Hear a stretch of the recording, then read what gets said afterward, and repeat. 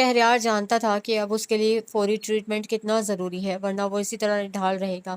سارا دن وہ بیڈ سے اٹھا ہی نہیں تھا اور ابھی بھی اس کا اٹھنے کو دل نہیں چاہ رہا تھا، لیکن صرف ایک فائقہ کی وجہ سے وہ نہ صرف اٹھا بلکہ شاور بھی لیا۔ پھر کزن انجان بن کر پوچھنے لگا، تم اتنی بھوجی بھوجی سے کیوں ہو؟ پھر اس کے بکھرے بالوں کی طرف اشارہ کر کے بولا، لگتا ہے تم صبح سے تم نے برش بھی نہیں کیا، جاؤ اپنا حلیہ ٹھیک کرو۔ وہ کچھ بولی اور نہ ہی وہاں سے اٹھی تھی۔ کیا ہو گیا ہے یار، کیوں اتنی پریشان ہو؟ پتہ نہیں، وہ آزردگی میں گھری خود اپنی کیفیت نہیں سمجھ پا رہی تھی۔ میرے ساتھ لندن جانا چاہتی ہو؟ وہ اس کے چہرے سے بال ہٹا کر بولا، لے چلوں گا۔ وہ خاموش رہی۔ اب تو خوش ہو جاؤ، میں ماما سے صاف کہہ دوں گا کہ میں تمہیں ساتھ لے کر جاؤں گا، ورنہ پھر میں بھی نہیں جاؤں گا۔ اسے کہا تو وہ فوراً بولی، نہیں شہری، تمہیں ہر حال میں جانا ہے۔ تمہیں اس حال میں چھوڑ کر نہیں جاؤں گا۔ کیا مطلب؟ ایسی اداس ویران شکل جیسے وہ کوئی تشبیہ سوچنے لگا تھا کہ بیگم افندی آ گئیں۔ کیسے ہو شہری؟ ٹھیک ہو ماما، اسے بہت بیزاری سے جواب دیا، جیسے وہ اس سوال سے عاجز آ گیا ہو۔ بی بریو بیٹا، دیکھو تمہاری ٹکٹ کنفرم ہو گئی ہے، پرسوں رات کی فلائٹ ہے۔ بیگم افندی پرس میں سے ٹکٹ کا لفافہ نکال کر اس کے سامنے ٹیبل پر رکھتے ہوئے کہنے لگی، میری آج ڈاکٹر بوتھم سے بات ہوئی ہے، میں نے انہیں تمہاری کنڈیشن بھی بتا دی ہے۔ اوکے ماما، اوکے۔ اس کا دھیان فائقہ کی طرف تھا جو کچھ گمسم سی ہو گئی تھی۔ جب بھی اس نے بیگم افندی کو مزید کچھ کہنے سے روک دیا تو وہ فائقہ کو دیکھ کر پوچھنے لگی، اسے کیا ہوا ہے؟ اس کے پاس بیٹھ گئی۔ فائقہ بیٹا ٹھیک تو ہو؟ جی، وہ ایسے ہی گمسم انداز میں انہیں دیکھنے لگی۔ کیا بات ہے بیٹا، تمہاری طبیعت تو ٹھیک ہے؟ یہ ٹھیک ہے ماما، آپ پریشان نہ ہو۔ چلو فائقہ، ہم آؤٹنگ پر جا رہے ہیں، جاؤ جلدی چینج کر کے آؤ۔ اس نے زبردستی فائقہ کو اٹھا دیا۔ پھر بیگم افندی کو دیکھ کر کزن مسکرایا تو وہ قدرے ناگواری سے بولی، تمہارا بیہیویئر میری سمجھ میں نہیں آ رہا۔ سوری ماما، میں پتہ نہیں کیوں گلٹی فیل کر رہا ہوں۔ وائی؟ I don't know. آپ فیل نہیں کریں اور پلیز اپنے کمرے میں جائیں۔ وہ عاجزی سے کہتا اٹھ کھڑا ہوا تو بیگم افندی گہری سانس لے کر کے ساتھ بولی، پتہ نہیں تمہیں کیا ہو جاتا ہے، شاید سارا دن بیکار لیٹے لیٹے میں اکتا گیا ہوں۔ اور فائقہ، اسے کیا ہوا ہے؟ بیگم افندی نے شاکی ہو کر پوچھا۔ وہ ظاہر ہے میری وجہ سے بلکہ میرے لیے پریشان ہے، اور شاید اسے پریشان دیکھ کر ہی میں گلٹی فیل کر رہا ہوں۔ وہ جیسے ٹوٹ رہا تھا۔ بیگم افندی کچھ دیر اسے دیکھتی رہی، پھر سوچنے لگی، پھر پوچھنے لگی، تم آؤٹنگ پر جا رہے ہو؟ جی۔ اچھا ہے، کچھ فریش ہو جاؤ گے۔ کہاں ہے فائقہ؟ بلاؤ اسے۔ فائقہ، انہوں نے کہہ کر خود ہی اسے پکارا تو وہ ڈریسنگ روم کا دروازہ کھول کر وہیں کھڑی ہو گئی۔ آؤ بیٹا، شہری تمہارے انتظار میں کھڑا ہے۔ وہ سست روی سے شہریار کے قریب آ گئی۔ چلیں۔ شہریار نے اس کا ہاتھ تھام لیا، پھر بیگم افندی سے بولا، ماما کھانے پر انتظار نہیں کیجیے گا، پھر بھی جلدی لوٹ آنا۔ اوکے۔ وہ اسی طرح اس کا ہاتھ تھامے ہوئے چلنے لگا کہ اچانک وہ پلٹ کر بیگم افندی سے بولی تھی، ماما میں شہری کے ساتھ جاؤں گی۔ جا تو رہی ہو؟ بیگم افندی نے ہنس کر کہا، نہیں، میں لندن کی بات کر رہی ہوں۔ اس کے اندر جیسے ابال اٹھ رہا تھا، جسے دبانے کی صحیح اس کی آواز بھاری ہو گئی تھی۔ بیگم افندی کی پیشانی پر ایک لہجہ کو لکیر ابھری تھی، لیکن فوراً سنبھل کر نرمی سے بولی، چلی جانا بیٹی، لیکن ڈلیوری کے بعد ابھی تمہارے لیے سفر ٹھیک نہیں ہے۔ کون کہتا ہے سفر ٹھیک نہیں ہے؟ میں بالکل ٹھیک ہوں، سفر کر سکتی ہوں، اور اگر نقصان ہوگا بھی تو میں مر جاؤں گی یا پھر میرے پیٹ میں بچہ، مجھے اس کی پرواہ نہیں ہے، میں بس شہری کے ساتھ جاؤں گی۔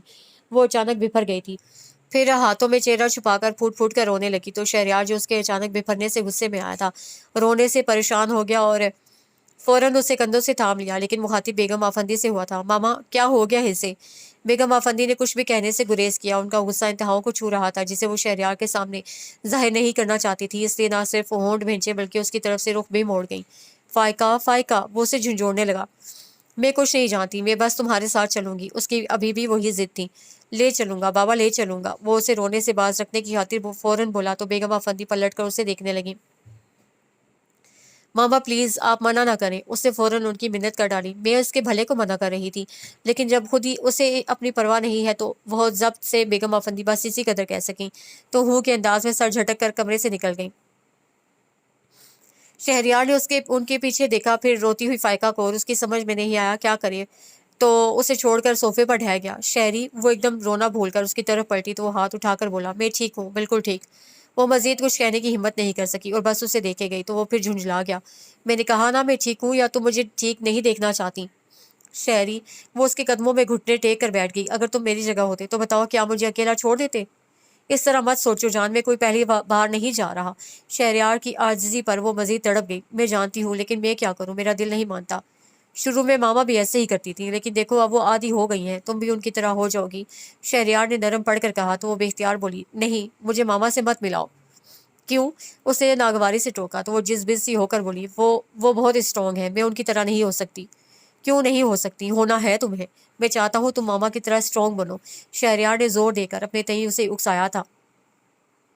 अगर तुम उस औरत को जानते तो ऐसी ख्वाहिश कभी ना करते। उसने दुख से सोचा और उठने लगी थी कि वो उसके कंधे पर दबाव डालकर पूछने लगा, सच बताओ तुम मेरे साथ जाने पर बजिद क्यों हो? पता नहीं, वो जैसे अपनी कैफियत खुद नहीं समझ पा रही थी। देखो जो भी खर्चा है कह डालो, किस बात से खाइफ हो? वो उसकी ठोड़ी छूकर पूछ रहा था।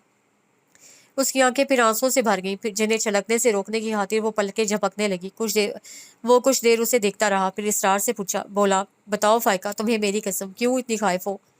वो उसकी कसम से मजबूर होकर खुद को बोलने पर आमादा करके कहने लगी, मैं अपने अंदर के सन्नाटों से खाइफ हूँ। अगर कोई खदशा, कोई वहम होता तो किसी तरह उनका अजाला हो सकता था, लेकिन ये सन्नाटे जो धीरे धीरे मेरी रूह में उतर रहे हैं, मुझे उनसे बहुत डर लग रहा है। शहरी, मुझसे वादा करो, तुम मुझे छोड़कर नहीं जाओगे। बेवकूफ, वो कजिन जरा सा मुस्कुराया, फिर उसका हाथ मजबूती से थाम कर बोला, मैं कब तुम्हें छोड़ना चाहता हूँ, लेकिन देखो ये तो पहले से तय था ना कि मेरी जिंदगी। बस आगे कुछ मत कहना। उसे फौरन टोका। ओके, मैं कुछ नहीं कहता, लेकिन तुम इस हकीकत को तस्लीम करो, वो कहकर फिर उसे बहलाने लगा। वैसे मेरा अभी मरने का कोई प्रोग्राम नहीं है। अभी मुझे अपने बच्चे को खिलाना है, पढ़ाना है, अपने बराबर करना है, समझी? उससे झिलमिलाती आंखों के साथ मुस्कुराकर इस बात में सर हिलाया तो कुछ मोती रुखसारों पर ढलक गए, जिनसे नजरें चुराकर वो उठ खड़ा हुआ। चलो मामा से सॉरी करें, वो नाराज होकर गई है। वो ना चाहते हुए भी उठ खड़ी हुई तो वो उसका हाथ थाम कर कमरे से निकल आया। बेगम बाफंदी लाउंज ही में फोन पर जाने किससे बात कर रही थी, वो उसका हाथ थामे हुए उनके सामने जा खड़ा हुआ तो बेगम बाफंदी रिसीवर रखकर बराह रास्त फाइका को देखने लगी। उनकी नजरों में ऐसी चुभन थी कि उसे अपना वजूद छलनी होता महसूस हुआ, जबकि शहरियार के हाथ में उसका हाथ कांपने लगा था। मामा, फाइका आपसे सॉरी करने आई है। फाइका मुझसे? बेगम अफंदी ताज्जुब का इजहार करते हुए बोली, नहीं नहीं बेटा, सॉरी तो मुझे इससे करनी है। मैंने इस गरीब बच्ची पर बहुत जुल्म किया। मामा, शहरयार टोकना चाहता था, लेकिन वो अनसुनी करके अपनी कहे गई। मुझे माफ कर दो बेटी, मैंने तुम्हारी गुर्बत और मजबूरी से फायदा उठाकर तुम्हें शहरी से शादी पर मजबूर किया। नहीं, उसके पैरों तले से जैसे जमीन खिसक गई थी। मजीद शहरयार ने उसका हाथ छोड़ दिया था, और ऐसा उसे जानबूझकर नहीं किया था, बल्कि वो खुद अचानक जलजलों की जद में आकर हवास खो रहा था। मामा, मामा क्या कह रही हैं आप? मैं ठीक कह रही हूँ बेटा। बेगम आफंदी इस वक्त ये भूल गई कि उनका इंकशाफ उनके बेटे की जान भी ले सकता है। उन्हें सिर्फ उस लड़की से अपनी तजलील का बदला लेना याद था, और बस खुद पर मजलूमियत तारी करके कहने लगी, मैं क्या करती बेटा, तुम्हारी मोहब्बत से मजबूर थी, तुम इस लड़की को पसंद करते थे, लेकिन ये अपने कज़न, क्या नाम है उसका, हाँ इज़ाम, उसके साथ इन्वॉल्व थी। जब ही उसे तुम्हारा प्रपोजल रिजेक्ट कर दिया था, लेकिन फिर वक्त उसे मेरे पास ले आया, इसे पैसों की ज़रूरत थी। बस करें मामा, खुदा के लिए बस करें। वो हाथों में सर थाम कर चीखा था, जबकि फायका अपनी जगह पत्थर हो चुकी थी। अगर समातों पर बेगम आफंदी के अल्फाज हथौड़े ना बरसा रहे होते तो खुद उसे अपने मरने का यकीन हो जाता। परेशान क्यों होते हो बेटा? मैंने तुम्हें सिर्फ इसलिए आगाह किया ताकि तुम इससे होशियार रहो। ये जो तुम्हारे साथ लंदन जाने की जिद कर रही है तो इसमें ज़रूर इसकी। मामा प्लीज़, वो फिर चीखा था, मत करें ऐसी बातें, मैं यकीन नहीं कर सकता। मेरा यकीन मत करो, इससे पूछो ये पैसों के एवज तुमसे शादी पर आमादा हुई थी कि नहीं? बेगम आफंदी ने दांत पीस कर कहा तो वो एक ही जिस्म में उसके मुकाबले जा खड़ा हुआ। फायका, फायका, मुझे बताओ ये क्या ये सच है? तुम्हें मेरी कसम। उसके बेहिस वजूद में बस इतनी हरकत हुई थी कि नजरें बेगम आफंदी से हटकर उसके चेहरे पर जा ठहरी तो वो टूटे लहजे में बोला, मैं सिर्फ हाँ या ना सुनना चाहता हूँ। उसने अपनी सारी तवानाइयां सर्फ करके जरा से होंठ खोले थे कि बेगम आफंदी बोल पड़ी, मेरे पास इसका एग्रीमेंट मौजूद है। आप खामोश रहे मामा। फायका, तुम बोलो हाँ या ना। और वो अगर ना कहने जा रही थी तो एग्रीमेंट का सुनकर उसका सर आप ही आप झुक गया, जिससे वो बिल्कुल ही टूट गया और गिरने को था कि बेगम आफंदी ने फौरन बढ़कर उसे थाम लिया। शहरी, मेरी जान, तुम अपनी मामा को क्यों भूल जाते हो? बस मामा, अब जिंदगी में कुछ नहीं रहा। वो ऊंचा पूरा मर्द रो रहा था, उसके सर्द वजूद में यकलख्त बिजलियां दौड़ गईं, उसकी तरफ घूमकर चीखी थी, शहरी, शहरी, मेरी बात सुनो। Shut up. बेगम आफंदी उससे ज्यादा जोर से चीखी और शहरयार को तकरीबन घसीटती हुई अपने कमरे में ले गई और दरवाजा बंद कर लिया तो उसे भाग कर दरवाजा धकेला, लेकिन वो अंदर से लॉक हो चुका था। शहरी, वो दोनों हाथों से दरवाजा पीटने लगी। शहरी, मामा सच कह रही हैं, लेकिन इससे बड़ा सच ये है कि मैं तुमसे मोहब्बत करती हूँ। खुदा की कसम शहरी, मैं तुमसे मोहब्बत करती हूँ, मेरा यकीन करो। वो दरवाजे को हाथों और पेशानी से पीटते पीटते वहीं ढह गई थी। तुम लेट जाओ बेटा। बेगम आफंदी ने शहरयार को जबरदस्ती लिटा दिया, फिर आहिस्ता आहिस्ता उसके बालों में उंगलियां फेरने लगी, लेकिन उसका जहन इस बुरी तरह से चटक रहा था कि उसे नरम उंगलियों का लम्स भी हथौड़े की तरह लग रहा था। कुछ देर उसने खुद पर जबर किया, फिर उनके हाथ से अपना हाथ रख कर बोला, बस करे मामा, और प्लीज़ मुझे तनहा छोड़ दें। नहीं, मैं इस वक्त तुम्हें अकेला नहीं छोड़ सकती, मैं सोना चाहता हूँ। मैं भी यही चाहती हूँ कि तुम सो जाओ, कोई टेंशन ना लो। बेगम आफंदी ने आहिस्ता से उसका गाल थपक कर कहा तो वो दुख से बोला, टेंशन ना लूँ मामा, मैं तो लुट गया और कसूरवार आप भी हैं। आपने मेरी मोहब्बत की कीमत क्यों लगाई? मैं क्या करती बेटा, मुझसे तुम्हारी बेबसी देखी नहीं जाती थी। और फिर तुम बताओ, अपनी अब तक की जिंदगी में तुमने किस चीज़ की ख्वाहिश की हो और मैंने पूरी ना की हो? बेगम आफंदी उस पर अपनी गिरफ्त मजबूत रखना चाहती थी। चीज़ों और इंसानों में फ़र्क होता है मामा। आज के मादी दौर में कोई फ़र्क नहीं होता, इंसान भी चीज़ों के भाव बिकने लगते हैं। लेकिन मेरी मोहब्बत, तुम्हारी मोहब्बत का कोई मोल नहीं, वो फौरन बोली थी। ये सिर्फ मैं जानती हूँ, तुम्हारी मोहब्बत अनमोल है। तुमने उस लड़की को टूट कर चाहा है, उसका ये सिला। बस बेटा, मोहब्बतों में ऐसे ही दुख मिलते हैं, तुम ज़्यादा मत सोचो, जूस लाऊं तुम्हारे लिए? बेगम आफंदी ने उसका ध्यान हटाने की कोशिश की सही की, लेकिन उसे जैसे सुना ही नहीं। मेरा दिल नहीं मान रहा मामा। फायका मेरे साथ मोहब्बत की आंख वो चोली कैसे खेल गई? वो तो बहुत नरम दिल। कोई नरम दिल नहीं, बेगम आफंदी अंदर ही अंदर तिल मिलाकर कहने लगी। अगर उसके दिल में गुदाज होता या उसके अंदर इंसानियत होती तो जब मैंने तुम्हारा प्रपोजल दिया था उसी वक्त हामी भर लेती। लेकिन उस वक्त ना सिर्फ उससे इनकार किया बल्कि ये भी कहा था कि मैं अपने बीमार बेटे के लिए उस जैसी कोई लड़की तलाश करूं जो चंद दिन की मेहमान हो। शहरयार ने होंठ भेजकर आंखें बंद कर ली तो वो की नकियों से उसे देखकर बोली, खुदा ने उसे इसी गरूर की सजा दी जो वो सवाली बनकर मेरे ही पास आई और आपने उसे खरीद लिया। हाँ, ये मेरी गलती थी और इसकी सज़ा मैं भुगत रही हूँ। बेगम आफंदी एतराफ़ के साथ ही फिर मज़लूम बन गई। रोज़ाना वो मुझे धमकाती है कि मैं ये खेल ख़त्म कर रही हूँ और मैं उसके सामने हाथ जोड़ती हूँ कि शहरी की मोहब्बत को ठुकरा कर मत जाओ। अभी जो ये तुम्हारे साथ लंदन जाने की ज़िद कर रही है तो जानती हूँ इसका मकसद है ये वहाँ जाकर तुम्हें छोड़ देगी। पता नहीं उसे क्या-क्या प्लान बना रखे हैं। बस करे मामा, मेरा सर फट रहा है। उसे तकिया खींचकर अपने मुँह पर रख लिया। तुम सो जाओ बेटा, सो जाओ। बेगम आफंदी फिर उसका सर थपकने लगी। आप इधर आ जाएं, मुझे उलझन हो रही है, और हाँ, लाइट ऑफ कर दें। वो उनका हाथ हटाते हुए बोला तो बेगम आफंदी ने उठकर लाइट ऑफ कर दी। वो कुछ देर तकिए में मुंह दिए खुद को रिलैक्स करने की कोशिश करता रहा, फिर घबरा कर तकिया दूर फेंक दिया और उठकर लाइट ऑन कर दी। क्या हुआ बेटा? बेगम आफंदी फौरन उसकी तरफ मुतवज्जे हुई थी। मैं बाहर जा रहा हूँ, उससे कहकर दरवाज़ा खोला तो फर्श पर फायका को बेहोश देखकर वो बेख्तियार उसके करीब घुटने टेक गया। अगर ये तुम्हारे बच्चे की मां ना बनने वाली होती तो मैं इसी हालत में इसे बाहर फेंकवा देती। बेगम आफंदी उसके पीछे आ खड़ी हुई थी। और बच्चे ही की वजह से मुझे ये कहना पड़ रहा है कि इसे कमरे में पहुंचा दो। वो कुछ नहीं बोला, बहुत खामोशी से उसे बाजू में उठाकर अपने कमरे में ले आया और बेड पर लिटाते हुए उसे सुना। वो बेहोशी की हालत में भी उसे ही पुकार रही थी। वो सीधा होकर उसे देखने लगा। पलकों पर आंसू ठहर गए थे और नींव होठों से बस एक ही आवाज निकल रही थी, शहरी, शहरी। मार डाला तुमने शहरी को। वो इंतहाई शिकस्ता कदमों से बाहर निकल आया था। लाउंज में बेगम आफंदी ने पूछा भी कि वो कहाँ जा रहा है, लेकिन उसे सुना ही नहीं था। उसकी सवातों में शहरी शहरी की पुकार थी जो अभी तक गूंज रही थी। ट्रैफिक का शोर भी इस हल्की सी पुकार का कुछ नहीं बिगाड़ रहा था। आखिर थक कर उसे एक जगह गाड़ी रोक दी और स्टीयरिंग पर पेशानी टिकाकर रो पड़ा। ए अल्लाह, ऐसा क्या गुनाह हुआ मुझसे जिसकी ये सजा दी तूने? मेरी जिंदगी तेरे इख्तियार में है, तूने उसी वक्त क्यों ना छीन ली जब मेरी मोहब्बत की कीमत लगाई गई। या अल्लाह, ये दुख मेरी बर्दाश्त से बहुत ज्यादा है। मैं अब नहीं जी पाऊंगा, और जी कर करूंगा भी क्या? मातम। शहरी, मुझे लगता है तुम्हारा मुझसे दिल भर गया है और अब तुम आराम से मर जाना चाहते हो। वो उसके अंदर से बोलने लगी थी। हाँ, मैं मर जाना चाहता हूँ। वो उससे लड़ने लगा था कि कंधे पर हाथ पड़ने से चौंक कर स्टीयरिंग से सर उठाया और रामिश को देखकर फौरन चेहरा दूसरी तरफ मोड़ लिया। तुम यहाँ क्या कर रहे हो? रामिश ने पूछा। वो फौरन जवाब नहीं दे सका और अपने बाजू से चेहरा साफ करने लगा। शहरी। रामिश कुछ कुछ छिटका, फिर भागकर दूसरी तरफ से उसके बराबर बैठकर पूछने लगा, क्या हुआ है तुम्हें? उसने नफी में सर हिला दिया। नहीं, कोई बात हुई है, बताओ, भाभी से झगड़ा हुआ है? वो खामोश रहा तो रामिश खुद ही अपनी बात की नफी करता वो बोला, भाभी तो झगड़ने वाली नहीं है, वो बेचारी तो बस। उसे हाथ उठाकर रामिश को मजीद कुछ कहने से रोक दिया तो वो कुछ इंतजार के बाद पूछने लगा, क्या बस? जिसे तुम बेचारी कह रहे हो वो झूठी, बेईमान, धोखेबाज है। वो जब्त करते करते भी फट पड़ा। क्या कह रहे हो? मैं ठीक कह रहा हूँ, उसे मुझसे मोहब्बत नहीं है, सिर्फ पैसे की खातिर उसने मुझसे मोहब्बत का ड्रामा रचाया। और वो दुख और नफरत से बोल रहा था कि रामिश ने टोक दिया, नहीं यार, तुम्हें जरूर गलतफहमी हुई है या फिर किसी ने बहकाया है तुम्हें। मैं नादान नासमझ नहीं हूँ जो किसी के बहकाने से बहक जाऊंगा। उसके अंदर अचानक तनफुर भर गया था। फिर तुम्हें कैसे मालूम हुआ कि वो सिर्फ पैसे की खातिर? रामेश ने सोचते हुए अंदाज में पूछा, बस हो गया मालूम। उसे कहा तो रामेश कुछ देर उसे देखता रहा, फिर गहरी सांस खींचकर कहने लगा, हैरत है सिर्फ उस पर ही नहीं तुम पर भी कि इतने करीब रहकर मोहब्बत और फरेब में फर्क नहीं जान सके। बहरहाल जो कुछ तुमने कहा अगर यही सच है तो इंतहाई घिनौना और मेरे नजदीक इसकी माफी नहीं है। क्या सजा दूं उसे? उसकी आंखों से शरारे निकलने लगे थे। तुम्हारा दिल क्या कहता है? दिल की बात मत करो, दिल तो अब भी उसे वो होंठ भेज गया। रामेश खामोश होकर इतराफ का जायजा लेने लगा। वो यूं जैसे वो आया ही इस मकसद के लिए हो। तेज रफ्तार गाड़ियों की हेडलाइट्स में चमकते परवाने, साइन बोर्ड्स पर रंग बरंगे इश्तेहारात, वो बाकायदा गर्दन आके पीछे करके देख रहा था।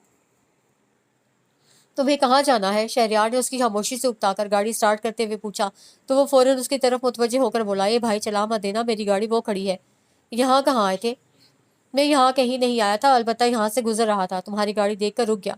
रामेश ने बताया तो वो पूछने लगा, अब क्या प्रोग्राम है? घर जाऊंगा, लेकिन तुम्हें इस तरह छोड़कर जाने को?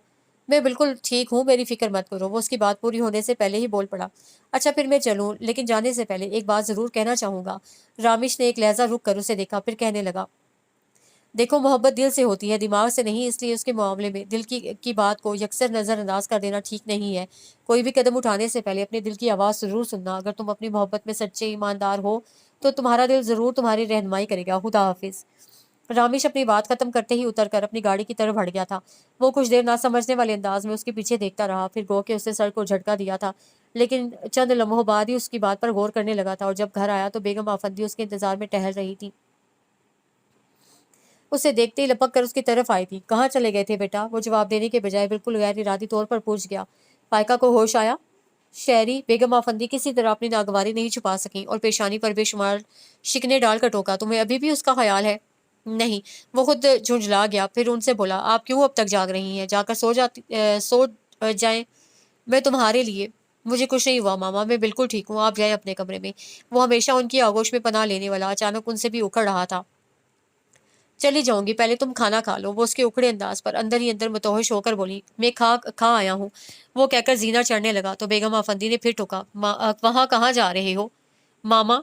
वो जिद होकर उनकी तरफ पलटा था। क्या चाहती हैं आप? उस लड़की के पास जाऊं जिसे मैं देखना भी नहीं चाहता?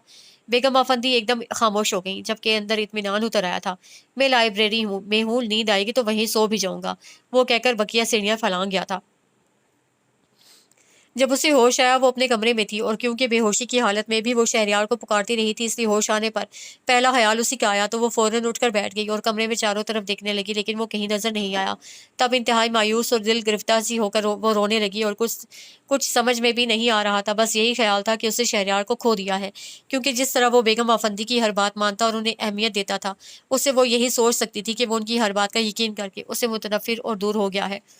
तो मैडम आफंदी ने अपनी बात सच कर दिखाई। उस आंसुओं की रवानी के साथ उसे बेगम आफंदी की एक एक बात याद आने लगी थी। अव्वल रोज उन्होंने कहा था, अपनी औकात मत भूलना, मैं जब चाहूंगी तुम्हें शहरयार की नजरों में दो कोड़ी का करके रख दूंगी।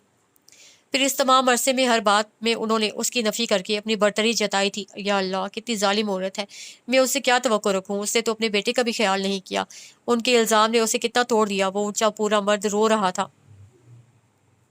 शहरी, वो उसका रोना सोच कर तड़प गई। मुझे हर जुल्म, हर इल्ज़ाम गवारा है, लेकिन मैं तुम्हें दुख नहीं दे सकती। तुम अपनी मोहब्बत में जितने सच्ची हो, मैं उससे ज़्यादा ईमानदार। खुदा गवाह है, मैंने अपने दिल की फ़कत एक गली, जो खुद मुझसे भी पोशीदा है, वजूद उसके बाकी हर गली तुम्हें सौंप दी है। क्या मेरा यकीन करोगे शहरी? शहरी, वो दिल ही दिल में उसे मुखातिब थी। फिर इसी तरह उसे पुकारती हुई उठ खड़ी हुई और दरवाजे से झांक कर देखा। हर सू सन्नाटे का राज था। लाउंज में जीरो पावर की मध्यम रोशनी से उसे काफी रात गुजरने का एहसास हुआ था।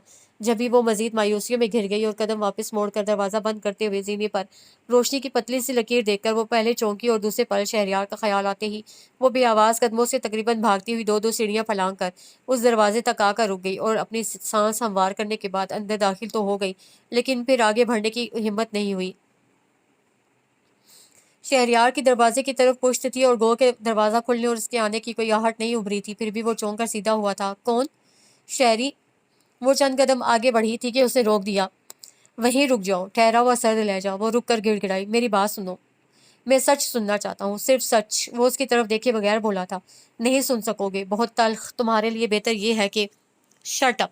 वो दबे लहजे में चीखा था, तुम क्या जानो मेरी बेहतरी किस बात में है? तुम अगर सच नहीं कह सकती तो मैं कह सकती हूँ। वो इस ख्याल से फौरन बोली थी कि कहीं वो उसे जाने को ना कह दे, और वो कुछ देर खामोश रहने के बाद बोला था, मैं सुन रहा हूँ।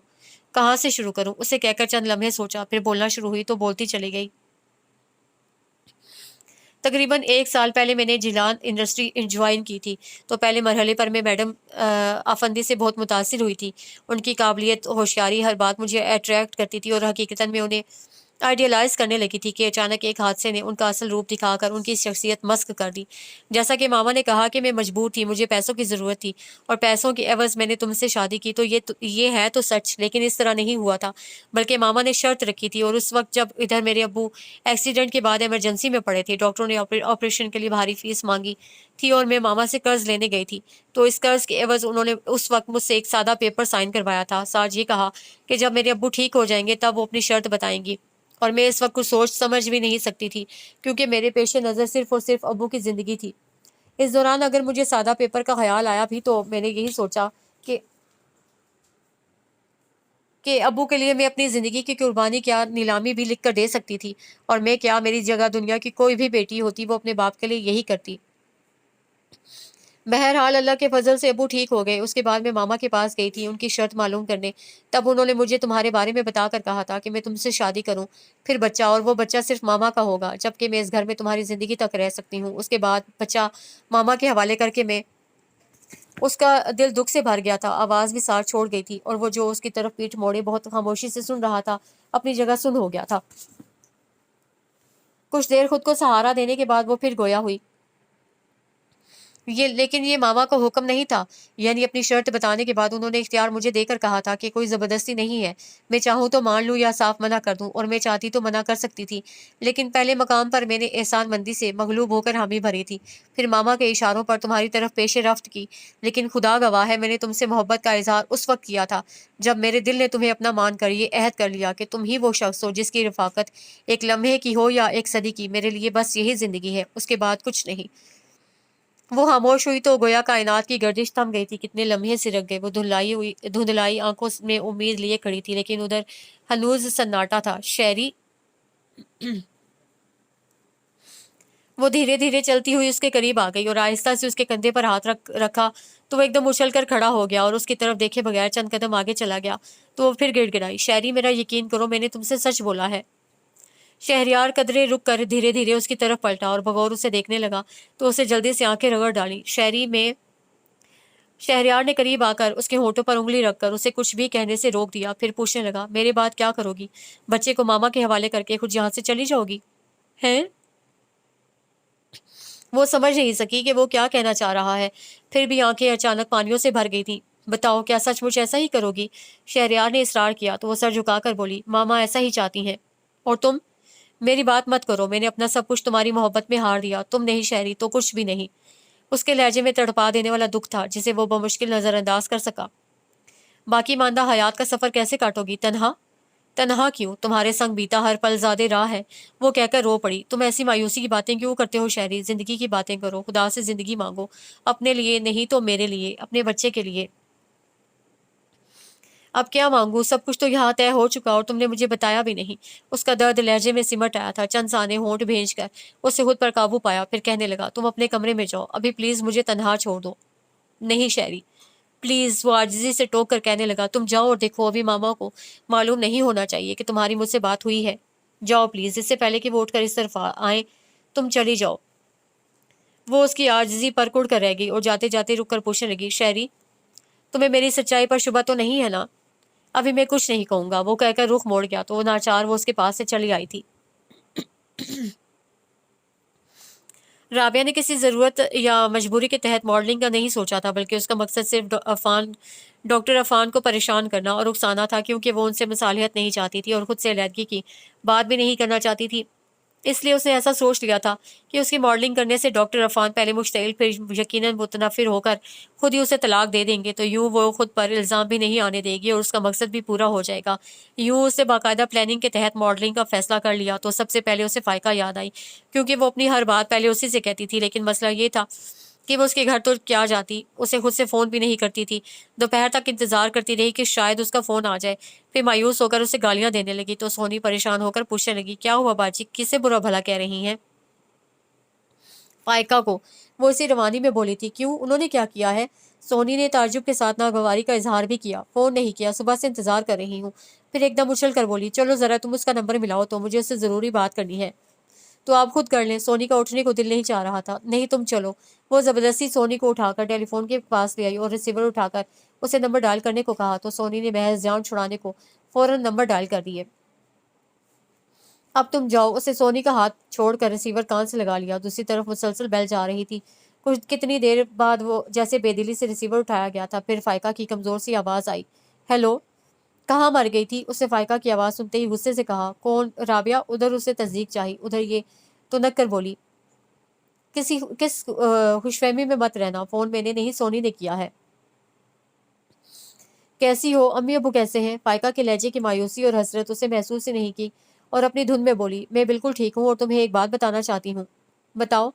میں ایک ایڈورٹائزنگ کمپنی میں جاب کے لیے گئی تھی اور وہاں پتہ ہے کیا ہوا؟ انٹرویو کے بعد انہوں نے مجھے ماڈلنگ کی آفر کر دی، جو اس وقت تو مجھے ناگوار گزری تھی، لیکن اب سوچنے کے بعد میں نے فیصلہ کر لیا ہے کہ میں ضرور کروں گی۔ اسے یقین تھا کہ فائقہ نہ صرف اختلاف بلکہ روکنے کی بھرپور کوشش کرے گی، لیکن اس کے برعکس ادھر سے بہت دھیما جواب آیا تھا، اچھا۔ ہاں، وہ متعجب ہوئی۔ تم نے اعتراض نہیں کیا، نہ ہی دادی بن کر مجھے سمجھانے کی کوشش؟ فضول ہے، افسردگی سے کہا گیا تو اس بار وہ کچھ ٹھٹکی تھی۔ سنو، تم ٹھیک تو ہو؟ ادھر خاموشی چھا گئی۔ فائقہ، بتاؤ نا کیا ہوا ہے تمہیں؟ اسے تیز ہو کر پکارا، تب بھی مختصر جواب آیا تھا، کچھ نہیں۔ کچھ تو ہے، کیا تمہاری ساس سر پر کھڑی ہے؟ اسے اچانک خیال آنے پر پوچھا، نہیں۔ اور شہریار وہ کہاں ہے؟ وہ جلدی جلدی سوال کر کے اصل بات تک پہنچنا چاہتی تھی، آفس۔ پھر تم ایسے بات کیوں کر رہی ہو، ڈر کر؟ نہیں تو۔ اچھا آؤ گی کب؟ اتنے دن ہو گئے۔ وہ جراح کرنے لگی، آؤں گی۔ ادھر وہی اختصار تھا، کل آ جاؤ۔ کل نہیں، کل شہری لندن جا رہے ہیں، اس کے بعد آؤں گی۔ اچھی بات ہے، پرسوں آ جانا، میں انتظار کروں گی۔ اسے کہہ کر سلسلہ منقطع تو کر دیا، لیکن مطمئن نہیں ہوئی، جیسے ہمیشہ اسے یقین ہو جاتا تھا کہ جو اسے کہا ہے وہی ہوگا، تو اب ایسا نہیں لگ رہا تھا۔ جب بھی کچھ دیر وہیں کھڑی اس تمام گفتگو کو سوچتی رہی، پھر سیدھی امی کے پاس آ کر پوچھنے لگی، امی، فائقہ کو آئے ہوئے کتنے دن ہو گئے ہیں؟ فائقہ کو؟ امی سوچنے لگی تو وہ جھنجھلا کر بولی، آپ تو دن گننے بیٹھ گئی، ایک ہفتے سے زیادہ ہو گیا ہے نا؟ پھر یہ کہ آپ کو اس کی خیر خیریت معلوم کر لینی چاہیے، مجھے وہ ٹھیک نہیں لگ رہی۔ اسے کہا تو امی پریشان ہو گئیں، تمہیں کیسے پتا؟ ابھی فون کیا تھا اسے، ڈری سہمی ہوئی آواز، یوں لگ رہا تھا جیسے ساس اس کے گلے پر چھری رکھے کھڑی ہوں۔ اسے کہا تو امی فوراً بولی، اس کی ساس ایسی نہیں ہے۔ بات سنیں امی، میرے ساتھ جو ہوا سو ہوا، اگر خدا نہ خواستہ فائقہ کے ساتھ کچھ برا ہوا تو میں زمین آسمان ایک کر دوں گی۔ وہ یکدم غصے میں آ کر چیخی تھی، یا اللہ، یہ تمہیں کیا ہو گیا ہے؟ مجھے کچھ نہیں ہوا، جا کر اس کی خبر لیں، وہ خود سے کبھی کچھ نہیں بتائے گی۔ وہ امی کو پریشان چھوڑ کر پیر پٹکتی ہوئی ان کے کمرے سے نکل گئی تھی۔ اس کا دل اگر فائقہ کو جھٹلانے پر آمادہ نہیں تھا تو ذہن اس حقیقت کو بھی تسلیم نہیں کر پا رہا تھا کہ اس کی ماں کسی کی مجبوری سے فائدہ اٹھا سکتی ہے۔ فائقہ کے جانے کے بعد اس نے ہر بات کو بار بار سوچا تھا اور اتنا ہی الجھتا گیا تھا، اور چونکہ یہ طے تھا کہ دونوں میں سے کوئی ایک ہی سچ ہو سکتا ہے، اس لیے وہ زیادہ پریشان ہو گیا تھا کہ دونوں ہی اسے بے حد عزیز تھیں، ایک دل تو دوسری جان، وہ کس کا خون کرے؟ آخر بہت تھک کر اسے فیصلہ وقت پر چھوڑتے ہوئے اپنے رب سے بہت عاجزی سے التجا کی تھی کہ جو بھی حقیقت ہے اس پر واضح کر دے۔ اس کے بعد وہ بہت رویا تھا کیونکہ اندر سے بہت خوفزدہ تھا۔ اس کے باوجود ایک خیال کی گرفت مضبوط تھی کہ فائقہ کا کیا ہوگا، اور صرف اس کی سیکیورٹی کا سوچ کر ہی وہ اس وقت اپنے لیگل ایڈوائزر ابرار قریشی کے پاس آیا تھا۔ آہا شہریار، آؤ آؤ، کیسے آنا ہوا؟ ابرار قریشی نے اسے دیکھ کر خوشی کے اظہار کے ساتھ کہا تو وہ مروتاً بولا، آپ سے ملنے کو دل چاہا آ گیا۔ ماشاء اللہ، آؤ بیٹھو، بیگم صاحبہ کیسی ہیں؟ ابرار قریشی اپنی چیئر چھوڑ کر اس کے پاس آ گئے تھے اور اس کا مسافے کے لیے بڑھا ہوا ہاتھ تھام کر اپنے ساتھ صوفے پر بٹھاتے ہوئے بیگم آفندی کے بارے میں پوچھا تو اس کے سینے سے آپ ہی آپ گہری سانس خارج ہو گئی تھی۔ ٹھیک ہے، اور تمہاری مسز؟ ٹھیک ہے وہ بھی، میں اس کے لیے بہت پریشان ہوں۔ وہ اندر سے اتنا ڈسٹرب تھا کہ فوراً ہی اصل بات کی طرف آ گیا۔ خیریت، کیا پریشانی ہے؟ ابرار قریشی ایک دم سنجیدہ ہو گئے تھے۔ پریشانی؟ اس نے چند لمحے توقف کیا، پھر کہنے لگا، آپ تو جانتے ہیں میری زندگی کا کوئی بھروسہ نہیں، یہاں کوئی بھی اپنی زندگی کی ضمانت نہیں دے سکتا بیٹا، ابرار قریشی نے کہا۔ آپ ٹھیک کہہ رہے ہیں، لیکن میرا معاملہ اور ہے اور میں اس پر بحث نہیں کرنا چاہتا کیونکہ میرے پاس وقت بہت کم ہے۔ اگر آپ سہولت سے میری بات سن لیں تو میں آپ کا ممنون ہوں گا۔ اس نے کہا تو ابرار قریشی اسے دیکھتے ہوئے بولا، کیا بات ہے، تمہاری طبیعت؟ یہ سب چھوڑیں ابرار صاحب، بس آپ میری بات سنیں۔ میں کل لندن جا رہا ہوں، اور گو کہ پہلی بار نہیں جا رہا، ہمیشہ کی طرح میں پر امید بھی نہیں ہوں۔ مایوس بھی نہیں ہونا چاہیے تمہیں، بلکہ مجھے تمہاری مایوسی پر حیرت کے ساتھ افسوس بھی ہو رہا ہے۔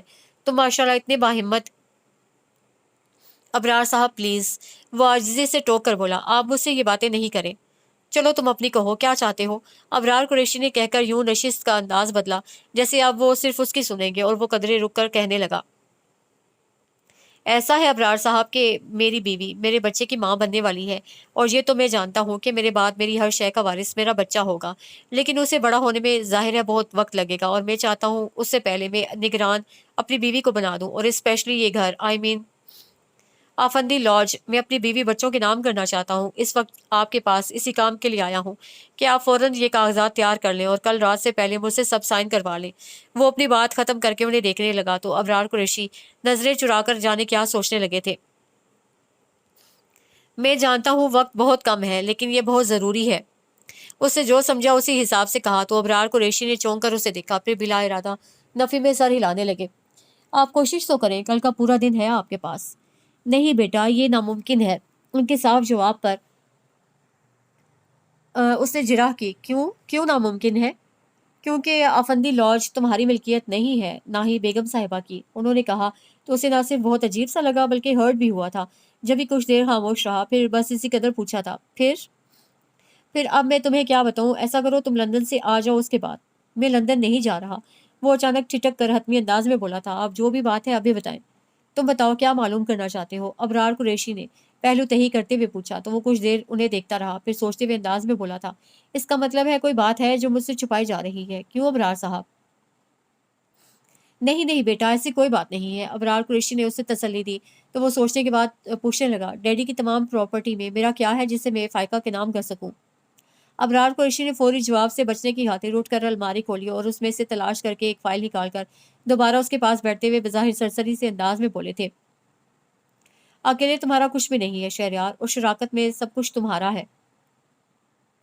کیا مطلب؟ اس نے الجھ کر دیکھا تو ابرار قریشی وضاحت کرتے ہوئے بولے، جیلانی صاحب نے اپنی آخری وصیت میں بیٹی کا حصہ الگ کر کے باقی تمام منقولہ اور غیر منقولہ جائیداد تم دونوں بھائیوں کے نام لکھوائی تھی۔ بھائیوں؟ وہ مزید الجھا۔ ہاں، شاید تمہیں بیگم صاحبہ نے جیلان صاحب کی پہلی بیوی اور بچوں کے بارے میں بتایا ہو۔ جی، اسے فوراً اعتراف کیا تو ابرار قریشی کہنے لگے، میں انہی کی بات کر رہا ہوں، اسفند یار تمہارا بڑا بھائی ہے اور ہر شے میں تمہارا حصے دار۔ اگر تم کوئی چیز بیچنا یا کسی کے نام کرنا چاہو گے تو اس کے لیے تمہیں پہلے اسفند یار سے طے کرنا ہوگا کہ آیا وہ تمہارے حق میں دستبردار ہو رہا ہے یا تم سے اس کی قیمت وصول کرے گا۔ تم میری بات سمجھ رہے ہو نا؟ وہ کتنی دیر پرسوچ انداز میں سر ہلاتا رہا، پھر اچانک یاد آنے پر کہنے لگا، لیکن ابرار صاحب، میں نے تو سنا تھا کہ وہ ڈیڈی کی فرسٹ وائف اور بچے کسی ایکسیڈنٹ کا شکار ہو گئے تھے۔ یہ بات خود جیلان صاحب نے پھیلائی تھی، لیکن ایسا ہوا نہیں تھا، ابرار قریشی نے کہا تو وہ پھر الجھ گیا۔ کیوں؟ ڈیڈی نے ایسا کیوں کیا؟ جیلان صاحب نے ایسا کیوں کیا؟ ابرار قریشی اسے دیکھے گئے، جانے کیا جاننا چاہتے تھے، جبکہ وہ ان کی نظروں سے الجھن محسوس کرنے لگا تھا۔ آخر عاجز آ کر بولا، ابرار صاحب، آپ کیوں میری برداشت کا امتحان لے رہے ہیں؟ صاف بات کیوں نہیں کرتے؟ میں دیکھ رہا ہوں تم میں کتنا حوصلہ ہے، انہوں نے کہا تو وہ فوراً بولا، بہت بہت حوصلہ ہے۔ اچھی بات ہے۔ ابرار قریشی نے فائل کھول کر ایک لفافہ نکالا اور اس کی طرف بڑھا کر کہنے لگے، یہ تمہارے ڈیڈی کی تحریر ہے، تمہارے نام اسی دن کے لیے انہوں نے میرے پاس امانت رکھوائی تھی اور کہا تھا کہ جب تم مجھ سے پراپرٹی اور ان کے بیوی بچوں کے بارے میں سوال کرو تب یہ میں تمہیں دے دوں۔ اس نے لفافہ تھام لیا، لیکن حیران نظریں ابرار قریشی پر تھیں۔ تم یہ دیکھو، میں ابھی آتا ہوں۔ ابرار قریشی نے اس کا کندھا تھپکا، پھر اٹھ کر باہر چلے گئے تو اس کی نظریں لفافے پر آن ٹھہری۔ ڈیڈی؟ ہونٹوں کی بے آواز جنبش کے ساتھ ہی اس کے احساسات جاگنے لگے تھے۔ دل کبھی پوری قوت سے دھڑکنے لگتا اور کبھی اتھاہ گہرائیوں میں اترتا محسوس ہوتا، اور جب اس نے لفافہ چاک کیا تو اس کے ہاتھ کانپ رہے تھے، جانے خوشی تھی یا خوف، وہ خود نہیں سمجھ پا رہا تھا۔ شہریار، میرے بچے، وہ یہیں پر ہی اٹک گیا تھا کیونکہ آنکھیں اچانک پانیوں سے بھر گئی تھیں۔ پھر یوں لگا جیسے ڈیڈی اس کے سامنے آ کھڑے ہوئے ہوں۔ پوری شدتوں سے انہیں محسوس کرتے ہوئے اس نے صوفے کی بیک پر سر رکھ کر آنکھیں بند کر لیں۔ کتنے لمحے سرک گئے، مدتوں بعد اس ہستی نے اسے پکارا تھا جس کی شفقتوں کے لیے اگر وہ ترسا نہیں تھا تو سوچا ضرور تھا۔ اس کا دل اچانک اس آغوش میں بیٹھنے کو مچلنے لگا تھا جسے جانے کس احساس میں گھر کر اسے پکارا تھا، شہریار، میرے بچے۔ اور اس احساس کو چھونے کے لیے ہی اس نے آنکھیں کھولی تھیں۔ پھر اس کی نظریں تحریر پر پھسلتی چلی گئیں اور اسی رفتار سے اس کا دل ڈوب رہا تھا۔ जीलान अफंदी ने उस वक्त से शुरू किया था जब उन्होंने उसकी माँ साइका बेगम से शादी की थी। फिर उसकी तमाम चालें जो उसे ज़ैनब और बच्चों के खिलाफ चली, उसके बाद लिखा था। मैं तुम्हारी माँ का यकीन करके अपनी बीवी ज़ैनब से मुतनफ़िर हो चुका था कि एक दिन अचानक मुझे ज़ैनब का ख़त मिला जिसमें उसने अपने घर छोड़ने की वजह बताते हुए लिखा था कि तुम्हारी माँ ने उसके खाने में जहर मिला दिया था, जिससे वो इतनी खौफज़दा हुई कि उसी वक्त बच्चों को लेकर निकल गई थी। उसे मुझ पर भी भरोसा नहीं रहा था।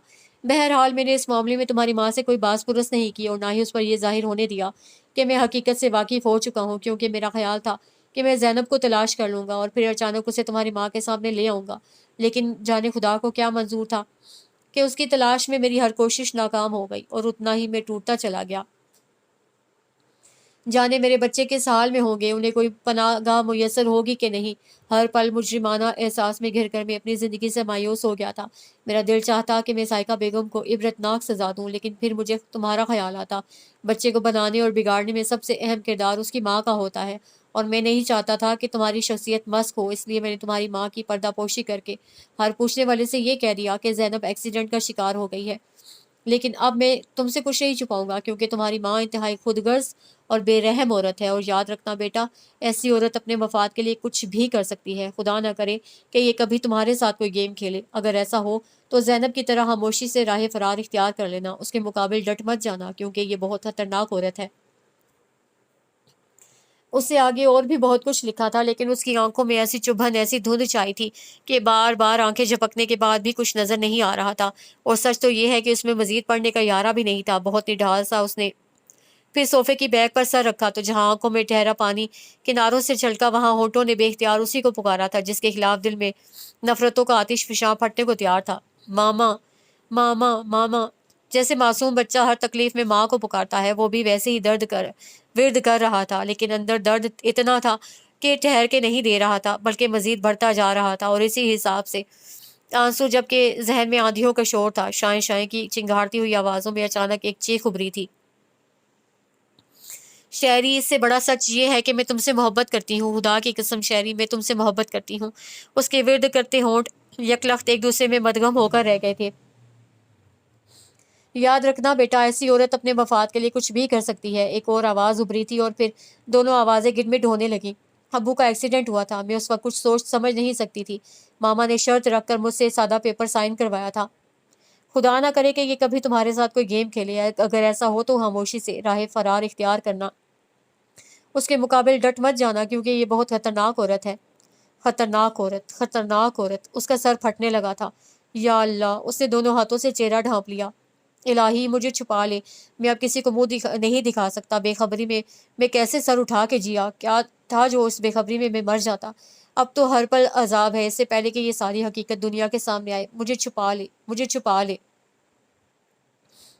वो शिद्दत से रो रहा था। तभी अबरार कुरैशी आ गए, और शायद सूरत हाल उनके लिए गैर मुतवक्के नहीं थी, इसलिए चौंके न ठिठके उसके बरक्स खामोशी से उसे देखने लगे। फिर गालिबन उसका रोना बर्दाश्त नहीं हुआ था, जब भी बेख्तियार उसका कंधा हिला डाला।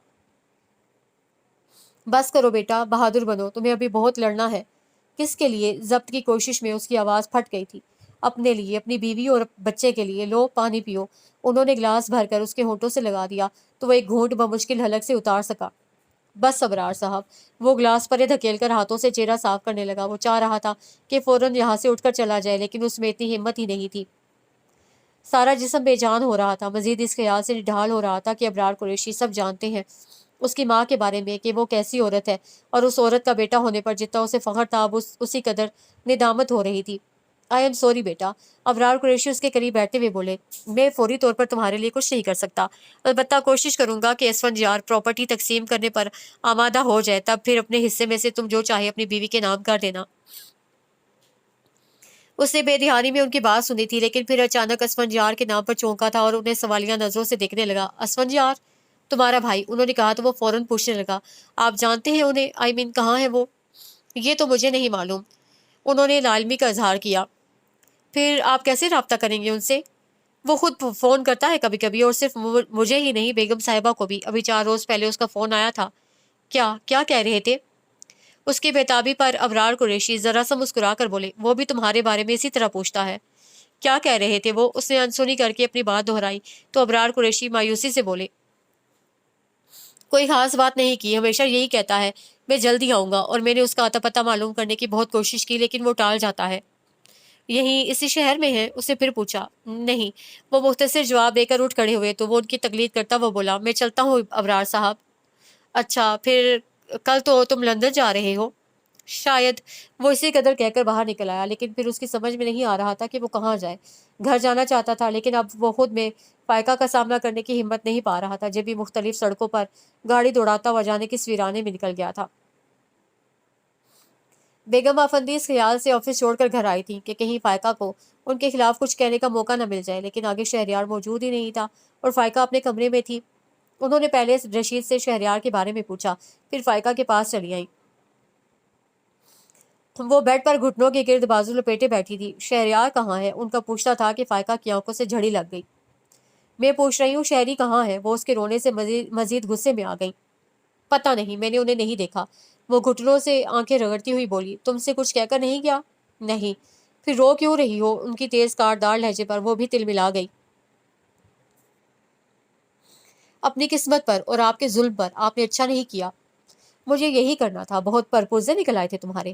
شہریار کی بیوی بن کر کیا سمجھ لیا تھا تم نے کہ اب میں تمہارا کچھ نہیں بگاڑ سکتی؟ کس زوم میں تھی تم بتاؤ؟ مجھے کوئی زوم نہیں، لیکن آپ جس زوم میں ہیں وہ ایک دن آپ کو تباہ کر دے گا۔ اس کے پٹ سے جواب دینے پر بیگم آفندی چیخی تھی، شٹ اپ! اسے ڈھونڈ بھیج کر پیشانی گھٹوں پر رکھ لی۔ بیگم آفندی پیر پٹکتی ہوئی اس کے کمرے سے نکل آئی تو جہاں انہیں یہ اطمینان ہو گیا تھا کہ شہریار فائقہ کے پاس نہیں آیا، وہاں یہ فکر کہ وہ کہاں چلا گیا ہے۔ صبح ان کے ساتھ آفس گیا تھا، اس کے بعد انہیں نہیں معلوم کہ وہ کب وہاں سے نکلا تھا۔ ابھی کچھ دیر پہلے طاہر صاحب نے جب انہیں بتایا کہ شہریار اپنے آفس میں نہیں ہے، تب وہ نہ صرف ٹھٹکی بلکہ اسی وقت آفس چھوڑ کر آ گئی تھی، لیکن وہ یہاں بھی نہیں تھا۔ کہاں چلا گیا؟ انہوں نے سوچتے ہوئے پہلے فیکٹری پھر رامش کو فون کیا اور دونوں طرف سے مایوس ہو کر ٹہلنے لگی، ادھر سے ادھر چکراتے ہوئے۔ ان کا ذہن بھی چکرانے لگا تھا اور تھک کر اپنے کمرے کی طرف جانے لگی تھی کہ فائقہ کی امی اور بہن کو آتے دیکھ کر انہیں پہلا خیال یہی آیا کہ فائقہ نے انہیں بلایا ہوگا، اور اس خیال کے ساتھ اور بھی بہت سی باتیں ایک لمحے میں سوچ کر ان کی پیشانی شکن آلود ہو گئی تھی۔ السلام علیکم۔ امی کے ساتھ سونی نے بھی انہیں سلام کیا، جسے وہ یکسر نظر انداز کر کے پوچھنے لگی، کیسے آنا ہوا؟ بہت دنوں سے فائقہ نہیں آئی تو میں نے سوچا میں ہی اس کی خیر خیریت معلوم کر رہا ہوں، امی نے کہا تو وہ خشک انداز سے بولی، فون کر لیتی؟ کیا تھا، رابعہ نے کیا تھا۔ امی یوں بھی ان سے مروب تھی جب بھی وہ بوکھلا گئی۔ پھر عجیب کھوجتا ہوا انداز تھا، سونی کو بہت برا لگا۔ آنٹی فائقہ آپ ہی کہاں ہیں؟ وہ گھر پر نہیں ہے، شہری کے ساتھ باہر گئی ہے اور میں بھی ایک میٹنگ میں جا رہی ہوں۔ بیگم آفندی نے فوراً ہی ایک طرح سے انہیں جانے کا نوٹس دے دیا۔ چلے امی، سونی نے سمجھ کر امی سے کہا تو وہ یوں دیکھنے لگی جیسے ابھی تو آئے ہیں۔ آپ ہی پتہ نہیں کب آئیں گی، چلے پھر آ جائیے گا۔ اچھا۔ امی نے بیگم آفندی کو دیکھا کہ شاید وہ رکنے کو کہیں گی، لیکن وہ بڑے آرام سے بولی، ٹھیک ہے، فائقہ آئے گی تو میں اسے فون کروا دوں گی۔ ہاں، بہت دن ہو گئے۔ امی کی بات ابھی پوری نہیں ہوئی تھی کہ سونی انہیں کھینچتی ہوئی لے گئی۔ بیگم آفندی نے گلاس وال سے انہیں گیٹ تک دیکھا، پھر اپنے کمرے میں آ گئیں اور شہریار کو سوچتے ہوئے پھر متفکر ہو گئیں۔ سمجھ میں نہیں آ رہا تھا کہ وہ انہیں بتائے بغیر کہاں چلا گیا۔ کتنی دیر وہ اس کی لاپرواہی پر کڑتی رہی، پھر دھیان بٹانے کی خاطر میگزین اٹھا لیا، لیکن بار بار ان کی نظریں وال کلاک پر جا ٹھہرتیں۔ سپہر ڈھلی، پھر شام، اور جب اجالوں کا سفر تمام ہوا تب وہ آیا تو اسے دیکھ کر سچ مچ ان کا دل دہل گیا تھا۔ ہمیشہ سلیقے سے جمے بالوں میں جانے کہاں کہاں کی دھول اٹی تھی، آنکھوں میں وحشت اور قدموں میں شکستگی۔ کہاں چلے گئے تھے بیٹا؟ بیگم آفندی نے بےتابی سے بڑھ کر اسے تھاما تھا۔ وہ کچھ نہیں بولا، بہت آہستگی سے ان کے ہاتھ ہٹا کر صوفے پر ڈھہ گیا تو وہ مزید پریشان ہو گئی۔ شہری بیٹا، تم ٹھیک تو ہو نا؟ یہ کیا حال ہو رہا ہے تمہارا؟ کہاں سے آ رہے ہو؟ انہوں نے اس کے بالوں میں انگلیاں پھنسا کر پوچھا۔ پتہ نہیں، شاید میں خود کو ڈھونڈنے نکلا تھا، لیکن بہت دیر ہو گئی۔ لمبا سفر بھی ایک بے خبری میں کٹ گیا اور یہ 2-4 قدم۔ وہ ٹوٹی ہوئی آواز میں بے ربط بولنے لگا تھا، میں تمہارے لیے جوس لاتی ہوں۔ بیگم آفندی گھبرا کر جانے لگیں کہ اس نے ان کا ہاتھ پکڑ لیا۔ نہیں ماما، مجھے کسی چیز کی خواہش نہیں، بس آپ میرے پاس بیٹھ جائیں۔ میں تمہارے پاس ہوں بیٹا۔ وہ فوراً بیٹھ گئیں اور اس کا چہرہ دیکھنے لگیں تو وہ ان کی پریشانی سمجھ کر دکھ سے مسکرایا، پھر صوفے کی بیک پر سر رکھ کر آنکھیں بند کر لی۔ شہری، میرے کمرے میں چلو بیٹا، آرام سے لیٹ جانا، انہوں نے کہہ کر اس کا بازو ہلایا، لیکن اسے کوئی جواب نہیں دیا۔ پھر قدرے توقف سے خود ہی کہنے لگا، مجھے لگتا ہے ماما ہم سے کوئی غلطی ہوئی ہے، کوئی گناہ جس کی پاداش میں خدا نے مجھے اس حال کو پہنچا دیا، لیکن مجھے یاد نہیں آ رہا کہ میں نے کب کہاں کس کے ساتھ زیادتی کی، شاید انجانے میں کسی کا دل دکھایا ہو یا کسی کو اس کے حق سے محروم کیا ہو، تو ایسے میں کیا کروں، کیسے تلافی کروں کہ میرے لیے آسانی ہو۔ بیگم آفندی کو اچانک اپنے وجود پر ننھی ننھی چونٹیاں رینگتی محسوس ہوئیں، جس سے ان کے اندر بے چینی پھیل گئی تھی۔ بتائیں نا ماما، اس کے اصرار پر وہ چونک کر بولی، نہیں نہیں بیٹا، ایسا کچھ نہیں ہوا ہے، تم سے کوئی گناہ نہیں ہوا۔ پھر آپ سوچے ماما، شاید کہ کہیں کوئی کوتاہی، کوئی ظلم یا زیادتی۔ اس نے پلکوں کی جھریوں میں سے انہیں دیکھتے ہوئے ابھی اسی قدر کہا تھا کہ وہ چیخ کر بولی، کیسی باتیں کرتے ہو، میں کیوں کسی پر ظلم زیادتی کرنے لگی؟ چلو اٹھو، جا کر شاور لو، اور پتہ نہیں فائقہ نے تمہاری پیکنگ کی ہے کہ نہیں، کل تمہیں جانا ہے، یاد ہے نا؟ وہ اس بات میں سر ہلاتا گیا تھا، غالباً ذہن حاضر نہیں تھا۔ میں سوچ رہی ہوں میں بھی تمہارے ساتھ چلوں، انہوں نے کہا تو اس کا ہلتا ہوا سر رک گیا، پھر انہیں دیکھ کر بولا، نہیں ماما، آپ کو جانے کی ضرورت نہیں ہے، تم یوں مایوس نظر آؤ گے تو میں ضرور جاؤں گی۔ میں مایوس نہیں ہوں، بس ذرا تھک گیا ہوں، وہ کہتا ہوا اٹھ کھڑا ہوا۔ شاور لے لو، میں جب تک کھانا لگواتی ہوں، اور ہاں فائقہ کو لے آؤ، صبح سے کچھ نہیں کھایا اس نے، بے وقوف، ایسی حالت میں پتہ نہیں کیسے بھوکی پیاسی بیٹھی ہے۔ انہوں نے ایسا انداز اختیار کیا جیسے انہیں فائقہ کی بہت فکر اور اس سے ہمدردی ہو۔ اسے حیران ہو کر دیکھا تو مزید گویا ہوئی، یہ اس کے لیے نقصان دہ ہے بیٹا، جاؤ اسے سمجھاؤ، لیکن آرام سے، محبت سے۔ بس کرے ماما، کوئی ضرورت نہیں اس کی فکر کرنے کی۔ وہ ان کے رنگ بدلنے سے چڑ گیا تھا، پھر انہیں اطمینان دے کر اپنے کمرے میں چلا گیا تو ہمیشہ کی طرح بیگم آفندی فاتحانہ انداز میں مسکرائی تھی۔